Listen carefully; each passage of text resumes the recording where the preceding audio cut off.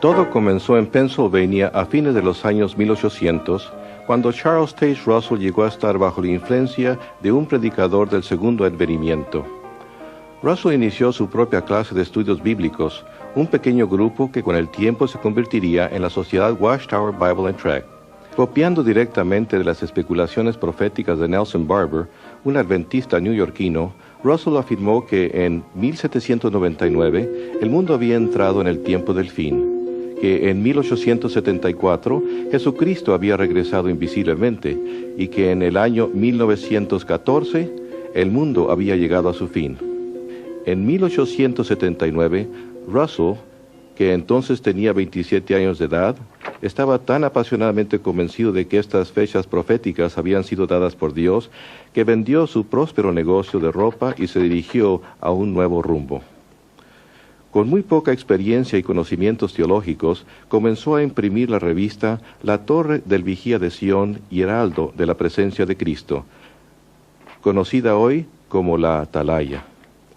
Esta publicación, que ha crecido de una impresión inicial de 6,000 ejemplares a mucho más de 288 millones de ejemplares al año, imponen todas las doctrinas principales de los testigos de Jehová.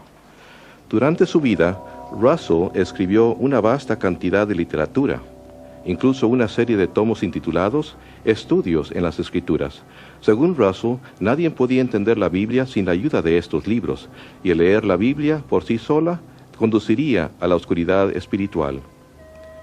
Una de las enseñanzas de Russell era que la Gran Pirámide de Egipto había sido diseñada y colocada en su lugar por Dios como un segundo testigo, a la par de la Biblia.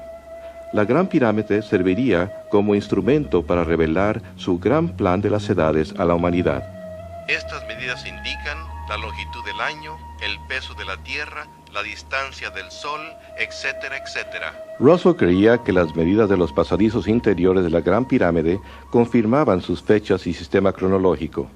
Según Russell, los pasadizos verificaban que el 1914 marcaría el año en que el mundo terminaría.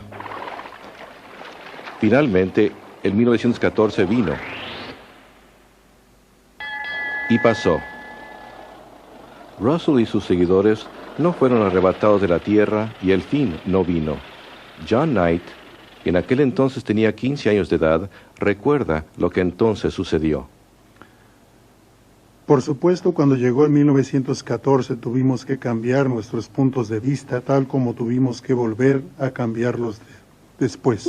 La fecha fue adelantada a 1915, después a 1918.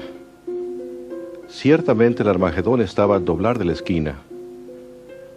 Pero en 1916, Charles Taze Russell murió, enfermo, fatigado y desilusionado. Una enorme pirámide de piedra yace hoy sobre su tumba como abochornador recuerdo de sus falsas profecías. Manipulando con mano recia la política interior de la sociedad, Joseph Franklin Rutherford, un abogado de Missouri, que se había dado a sí mismo el título de juez, llegó a ser el segundo presidente de la Watchtower Bible and Tract en 1917. En 1918, el discurso del juez Rutherford, Millones que ahora viven no morirán jamás, inició un esfuerzo de reclutamiento mundial al que se le llamó la campaña de los millones. No es sorprendente que aquel discurso proclamara la venidera destrucción del mundo actual. Esta sucedería pronto, en 1925. Basados en las promesas puestas al frente, en la palabra divina, debemos alcanzar la positiva e indiscutible conclusión de que millones que ahora viven jamás morirán. En 1920 se publicó el libro Millones. En él, Rutherford afirmó que la Biblia aprobaba que en 1925 Abraham, Isaac, Jacob y otros hombres fieles de la antigüedad serían resucitados y que a partir de entonces gobernarían como príncipes en la nueva tierra paradisíaca. Plenamente convencidos de que la profecía de Rutherford era cierta, muchos testigos vendieron sus hogares y negocios y comenzaron a trabajar como vendedores viajantes. Viviendo en automóviles y camiones, propagaron la advertencia. A medida que se acercaba En 1925, algunos granjeros hasta rehusaron plantar cosechas, pues creían que el fin estaba cerca. Por fin, el 1925 llegó, y tal como había sucedido en 1914, nada sucedió. Una vez más, la profecía de la sociedad Watchtower había resultado falsa. Tal como había hecho Russell, Rutherford se aferró obstinadamente al cuento de que el fin estaba al doblar de la esquina. En 1929, el juez mandó construir esta mansión palaciega. La propiedad fue inscrita a favor de Abraham, Isaac y Jacob, para que ellos y otros hombres fieles de la antigüedad tuvieran un lugar donde vivir cuando fueran resucitados.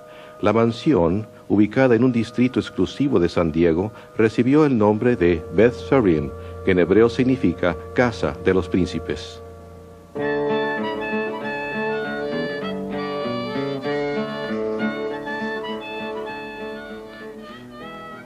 El mundo entró en la Gran Depresión, pero Rutherford vivió como un millonario, pasando los meses invernales en Beth Sarim y los veranos en Europa. Mientras los norteamericanos sufrían de pobreza y privaciones, Rutherford disfrutaba del uso de 2 Cadillacs de 16 cilindros.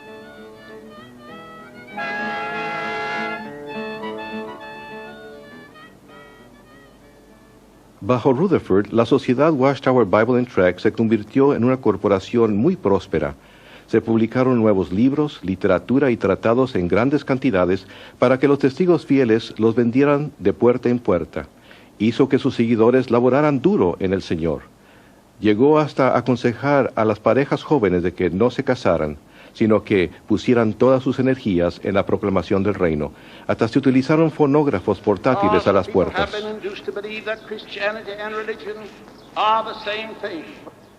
Por todo el mundo los testigos celosos desfilaron frente a las iglesias los domingos por la mañana, llevando los cartelones con letreros que decían: la religión es un lazo y un fraude.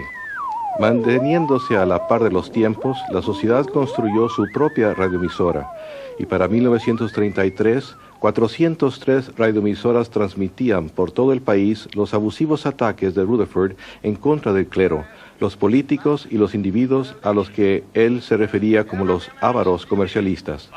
Tanto por la radio como por la página impresa, Rutherford continuó recalcando que solo faltaban unos cuantos meses para el fin del mundo.